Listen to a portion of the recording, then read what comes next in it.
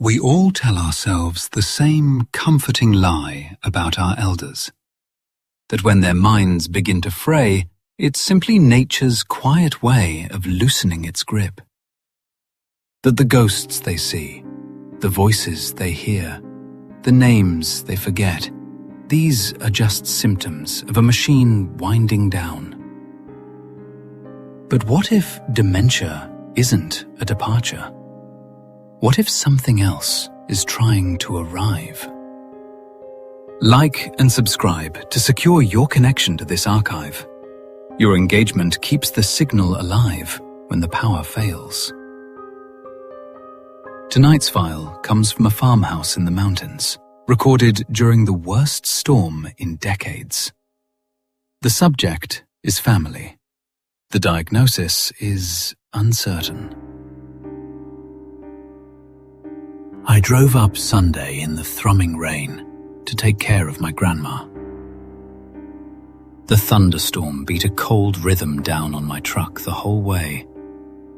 For the last 60-odd years, Ground lived in a mountain farmhouse that my grandfather built. I spent most of the ride up to their place wondering how this visit was going to go. History had taught me there was no foregone conclusion to be had. What was I going to tell Gram if she didn't recognize me?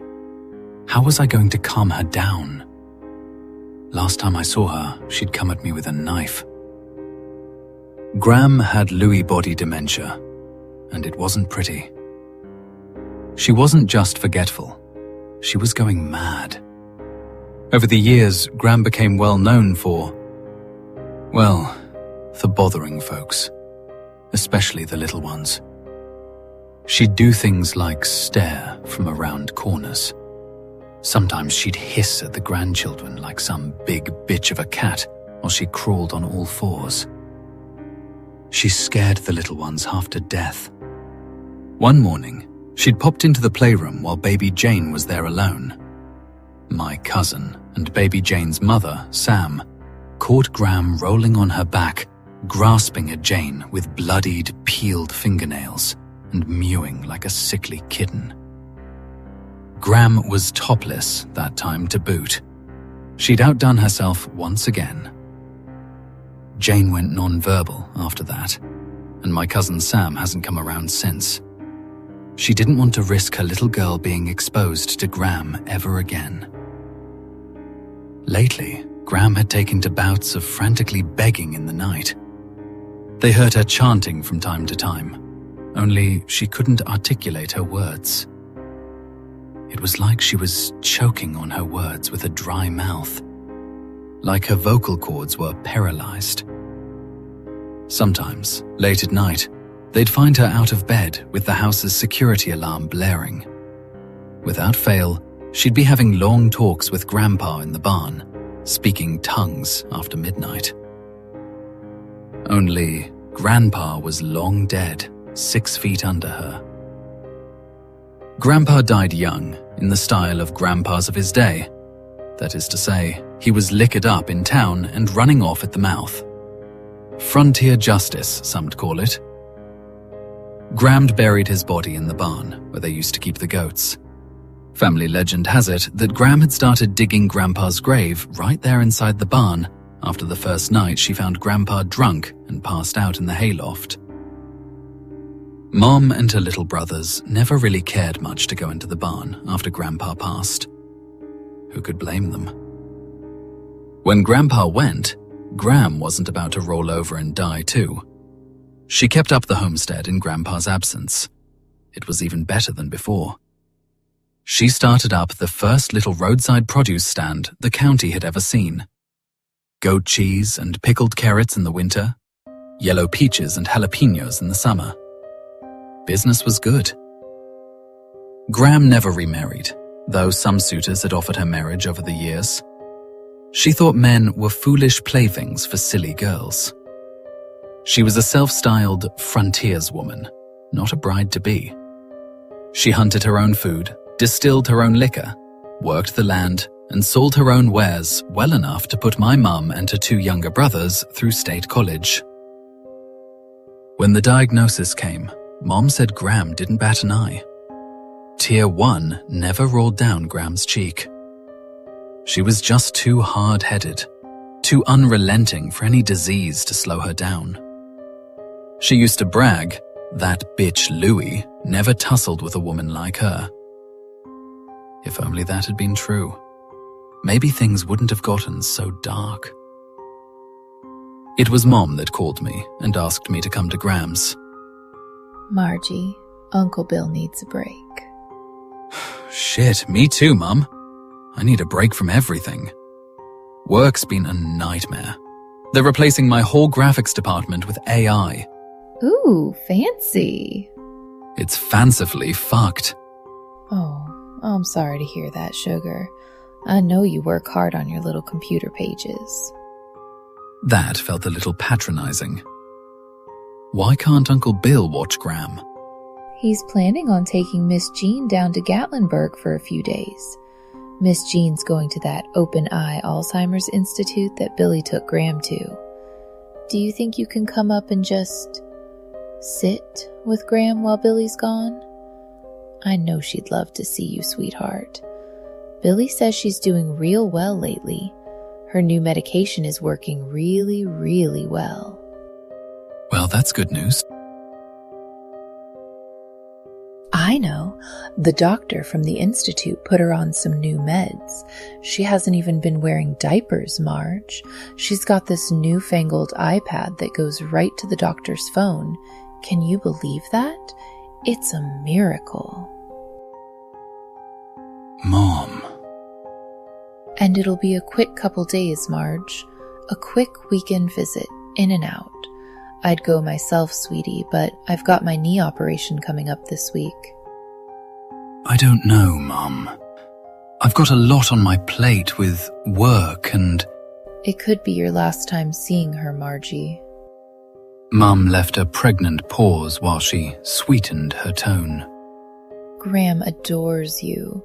She always called you her mini-me. She'd be so thrilled to see you. One last time. The guilt trip was successful. I agreed. I packed my overnight bag and was on my way to Graham's a couple hours later. It rained hard the whole way. The fog on my windshield made it really hard to see. I fiddled with the AC, trying to clear it up. I wasn't fully paying attention as I turned down the old road to Graham's place. I was going too fast as I rounded the flooded corner and the steering pulled hard away from me. I tried to yank it back. My truck hydroplaned. I completely lost control. I pumped the brakes as hard as I could.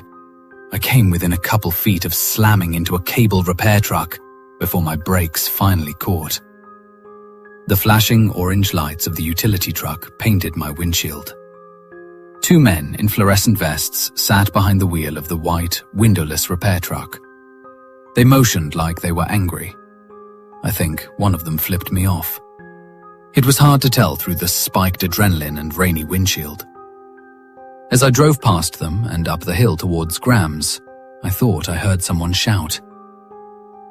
The dirt path up to Graham's had become a treacherous river of mud. About halfway through the narrow climb, my truck got stuck. I spun my tires like mad and ended up dug in deeper than shit. My phone had no coverage on the mountainside either. I was just about to smash my head into the steering wheel and get out to walk when I saw her. Through the pouring rain dashing my windshield, I saw the figure of Graham in her pink nightie coming towards me. She was shouting something I couldn't make out. I rolled down the window in the old truck fast. Cold water splashed into my ear. Graham, that you? What can I help you with? Graham, it's fine. Go back inside. The truck is stuck. I'll take care of it. If a truck is stuck in mud, do this in order. First, stop spinning the tires. Spinning just digs you deeper. Graham was wading through shin-deep mud towards me now. Torrential rain beat down on her frail form. Graham, I know. Please, go back in. You'll catch your death out. Put it in the lowest gear you have. If it's 4-wheel drive, engage 4 low, not just 4 high. I didn't know what the hell she was talking about. What the fuck was 4 low or 4 high? She looked like she was getting closer to drowning with every step she took. I opened the driver's side door and shouted, "Gram, it's fine. Please, go back inside. I'll see you back at the house." Gram stared a while. Waves of sloshing mud lapped at the waist of her pink nightgown. Rain washed the mascara off her face, and she smiled. She looked like she was buffering, like she was freeze-framing at the end of a sitcom. Her pupils seemed to overpower the whites of her eyes. I'd seen this look before. She looked madder than a shithouse rat. You're tapping into something really foundational about the relationship between trucks and mud. A thing that not everybody sees as clearly as you. The mud is not just mud sinking your truck. It's a canvas. And your truck... Gram, please shut the fuck up and go inside. I got it! I put my whole body into that shout. I felt bad about cutting her off so rudely, but holy shit, what was she on about? I stood and watched her trudge back into the house through the pouring rain. She was covered nearly head to toe in mud. As I watched her, the cold rain stung my face. Only now, I couldn't tell how much of it was rain and how much of it was a cold sweat from the adrenaline of Gram's sudden appearance. What in the hell was she doing? What was she on about? It's nice she wanted to help, even encouraging to hear her communicate so clearly. It was the first time in so long that she'd made much sense. But at the same time, something felt really off about her. I abandoned the truck, grabbed my bag, and followed Gram up the stone walkway. The gravel garden and the plants along the walkway were overflowing with dark water. I splashed every step of the way up the stairs to Gram's front door. I opened Gram's door to the welcome sight of old Charlie curled up on the rug at the front of the foyer. I couldn't believe he was still alive. I thought he'd had to have been 15 years ago. Guess there's no telling with swanky fat cats. I let the door shut gently behind me as I reached down towards the luxurious little furball. He must have smelt me coming and not cared for it. Maybe I accidentally dripped onto him. Either way, Charlie slowly extended his paw and within the blink of an eye had clawed me 3 or 4 times on my forearm. Deep. Fuck! I hissed under my breath as the fat little bastard trotted off into the kitchen. With every step he took, the little brass jingle bell on his collar rang out joyously, as if it was singing, "Fuck you, Marge, you dumb bitch." Did that rotten bastard get you? Charlie? Oh, you better hide, you naughty boy. Let's see what he's done to you, dear. Lightning flashed. The power in Gram's home wavered. Gram stood still as a statue in the darkness, as if she'd just been frozen in time. In the background, I thought perhaps I'd heard an explosion. She was groaning and her head slumped. I suddenly felt overcome with the smell of wet earth. Gram? Don't let them know.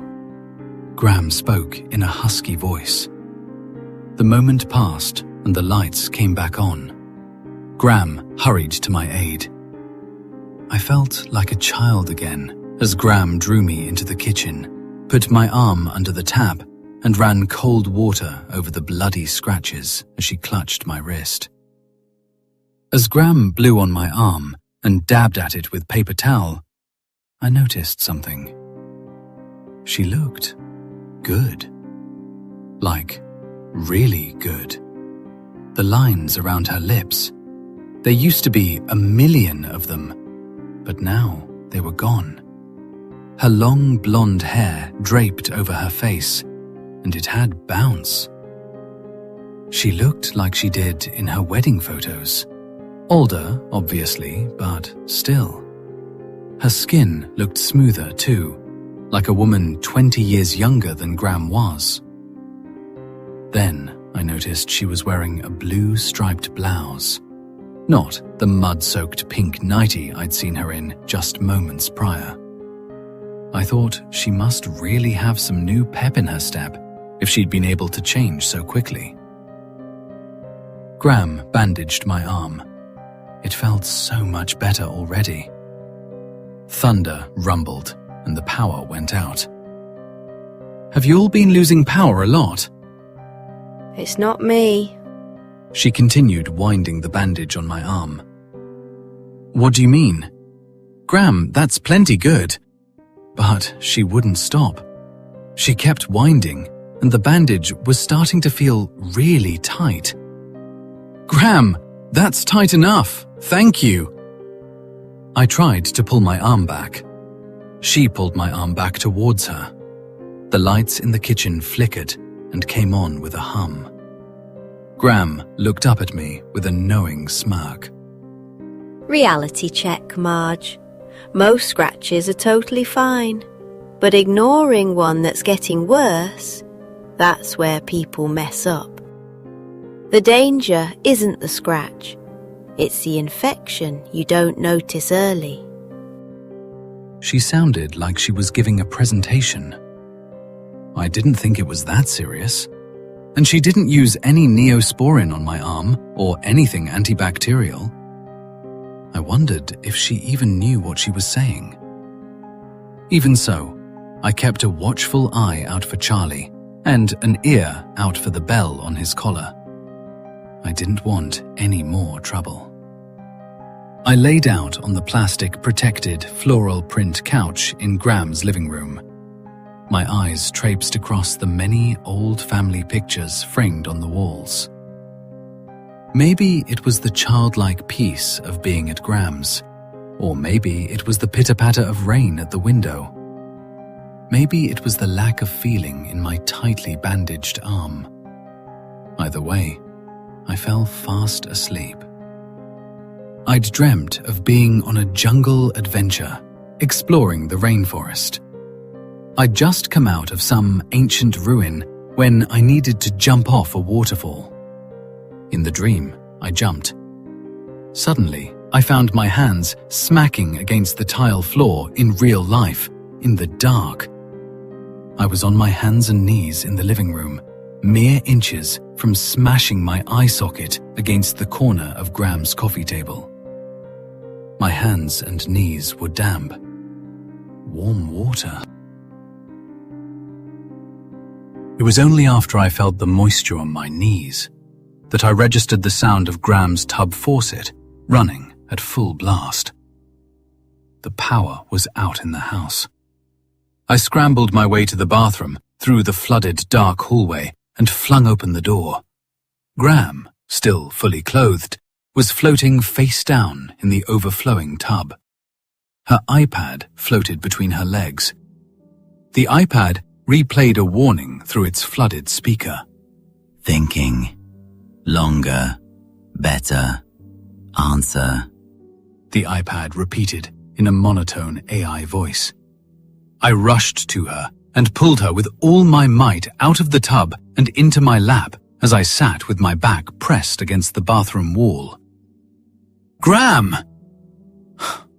I beat on Gram's back with the heel of my hand in the darkness. Nothing but the dull thud of flesh on muscle. I laid her down and started performing what I thought was CPR. I kept the rhythm of ha, ha, ha, ha, pressing down on her chest, then staying alive, holding her nose and breathing into her mouth. Nothing.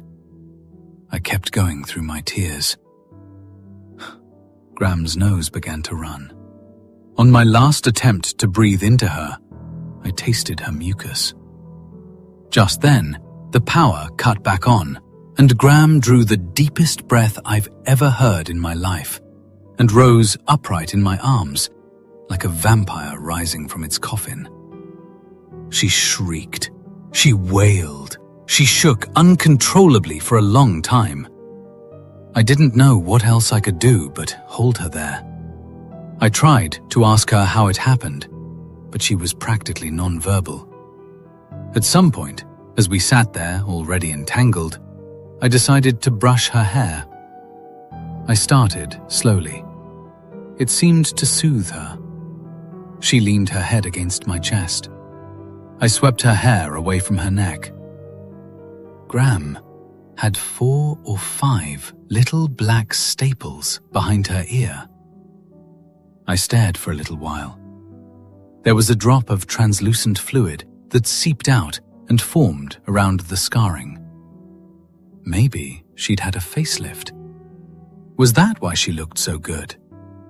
Maybe she just didn't want to talk about it. Maybe she didn't like how it looked.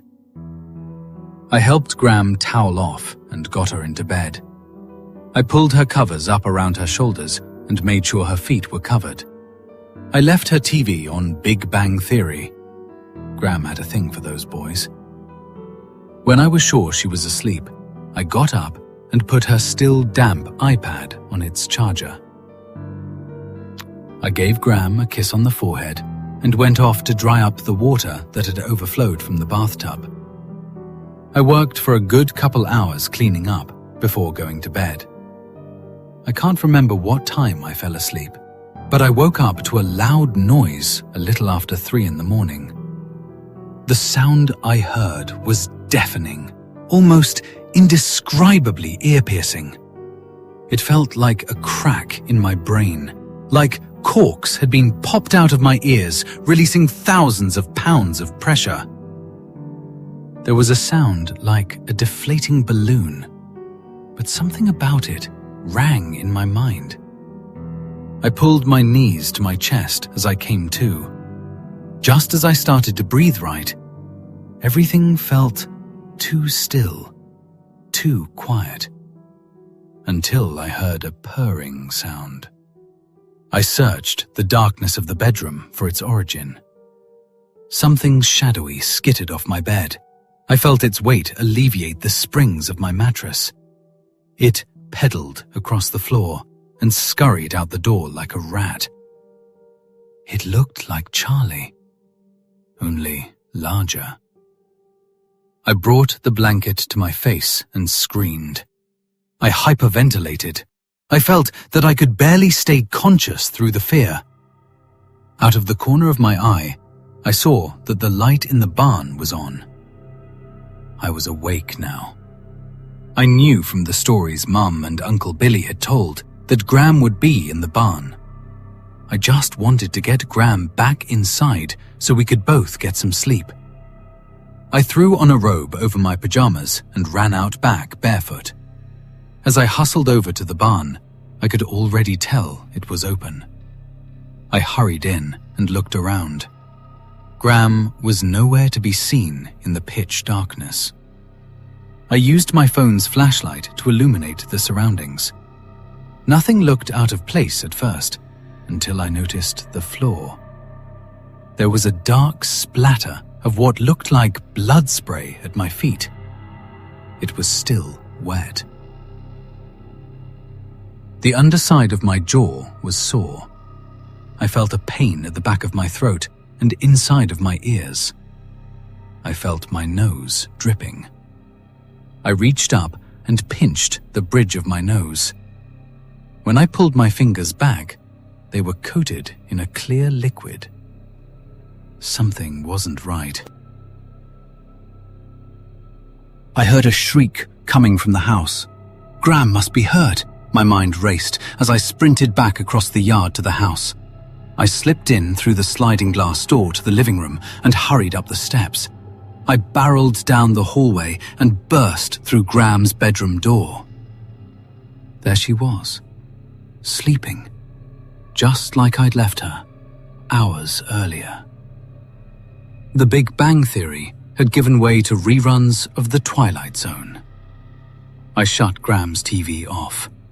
I went around the house, locking doors and windows, and went back to bed. The next day, the rain was non-stop. I woke up nearly late for a Zoom meeting I had to take. I fired up my laptop and plugged it in. Graham didn't have the internet. I hotspotted my phone and went to log into it on my laptop. I noticed that besides my hotspot, there was another Wi-Fi signal there, named Clara, aka Graham. Maybe Uncle Billy talked her into it. Just as I was pulling the work meeting up, I saw Graham behind me making a cup of coffee in the kitchen. "Hi, everybody! So good to see the team!" I called out cheerfully as I joined the meeting. Marge, how have you been? How's the visit?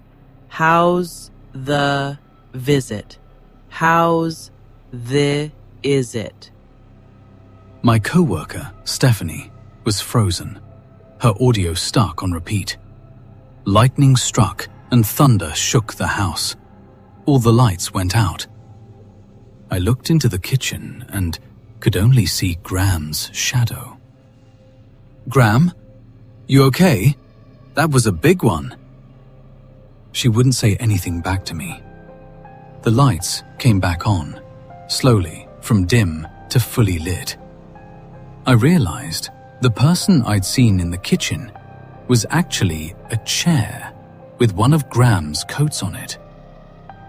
I breathed a sigh of relief. I made my way into the kitchen, now ready for a cup of joe myself. As I rounded the corner, I saw Graham's cup of coffee on the counter. The back door, out of the kitchen, was wide open. And there was Graham. Out the back door, in the pouring rain.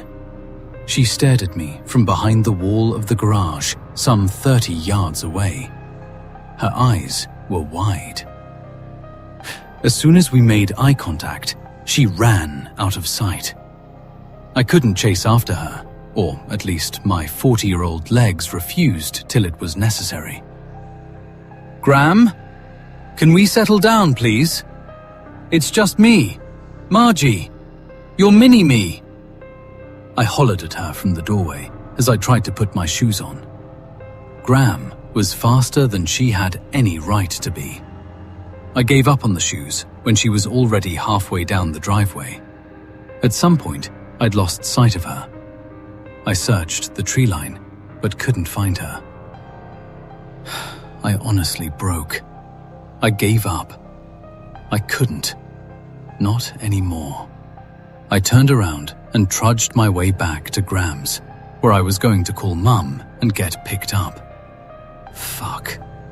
But I had that work call. I rushed back inside the house.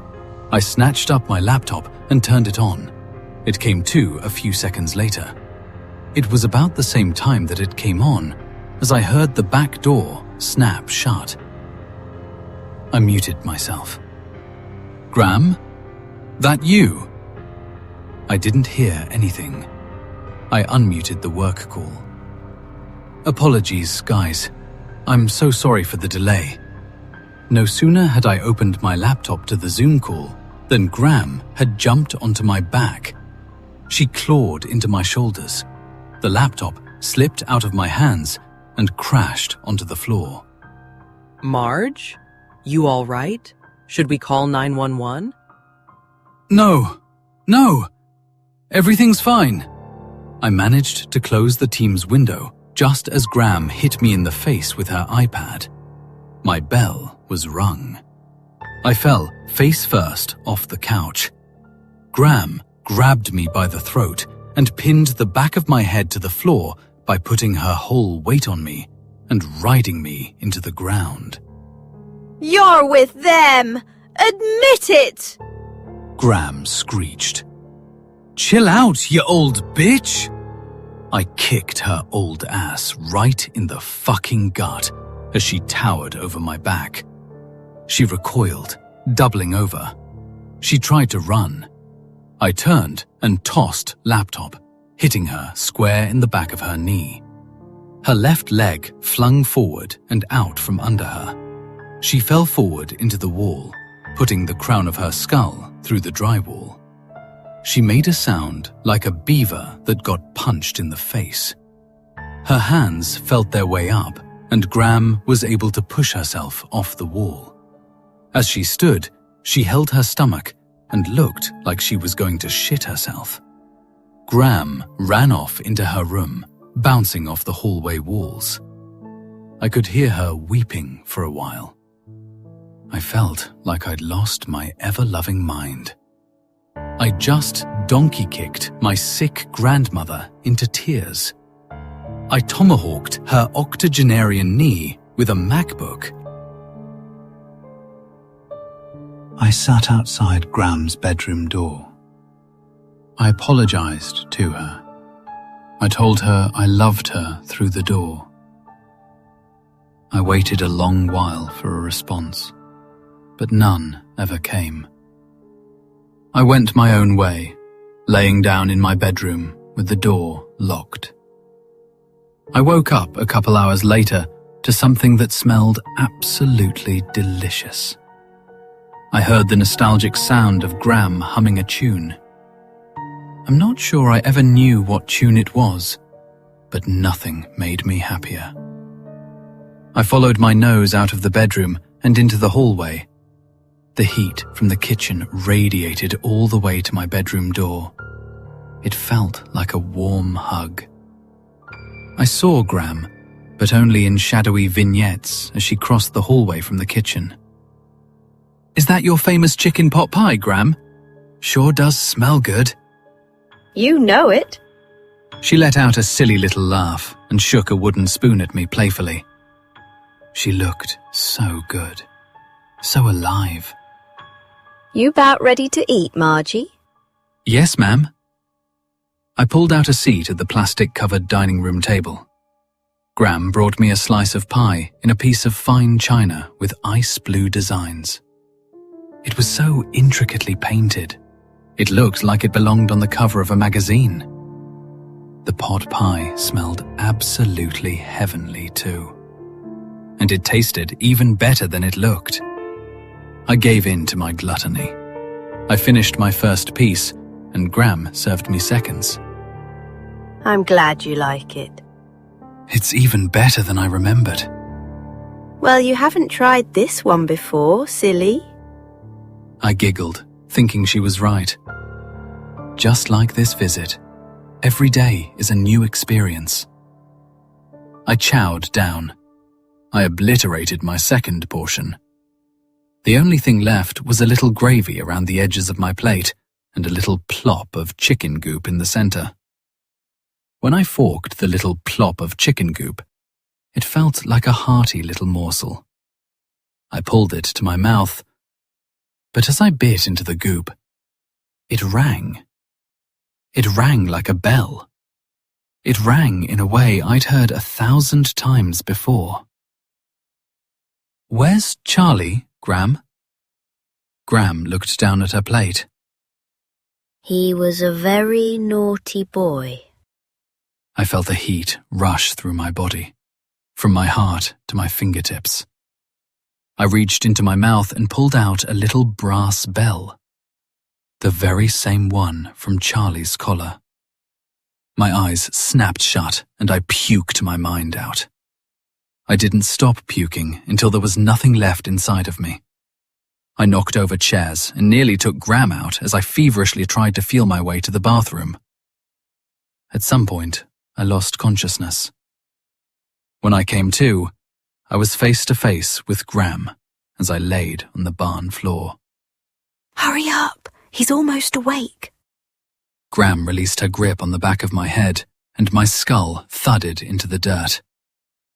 Through the haze of what must have been a concussion, I saw Gram step down into a massive hole in the barn. I watched her pull her hair back, revealing the scars on either side of her head. She plunged her middle and forefingers into the wounds, digging about. When she pulled her fingers back, they were coated in blood, and the clear liquid I'd seen before. He's almost had his fill. Gram sounded excited. Who, Gram? I barely recognized my own voice. He's gonna need some of yours too. He's a hungry boy. I pulled myself onto my elbow. I had a better vantage point to see what Gram was doing. She had both of her hands shoved into the jaws of a desiccated corpse I can only assume was my grandfather. I swear that the corpse shuddered beneath her hands. I didn't wait to find out what was coming next. I dashed out of the barn, closing and locking the barn door behind me. No sooner had I sealed the barn door, but something heavy crashed against it, splintering some of the door's frame. It's time to meet Grandpa. I ran as hard and as far as I could. I can see the house from here. It looks like the power is off. I don't know if that's a good or a bad thing. I heard a man's voice, or at least I think I did, a few minutes ago. It's getting light now. Maybe my Uncle Billy is back. I'm trying to get this message out to anyone that can pass it along to my mum or my uncle. Tell them Margie says there's something wrong with Gram and Grandpa. Some families bury their secrets in shallow graves. Others feed them until they grow strong enough to crawl back out. Margie learned the hard way that dementia can wear many masks, and sometimes the mask underneath is far older than the face it hides. If you were standing at that farmhouse right now, watching the sun rise over that barn with the splintered door, would you run toward the house for help, or keep running until your lungs burned? Thank you for maintaining access to this archive today. Click the next file on your screen to continue the investigation. Keep your history clear.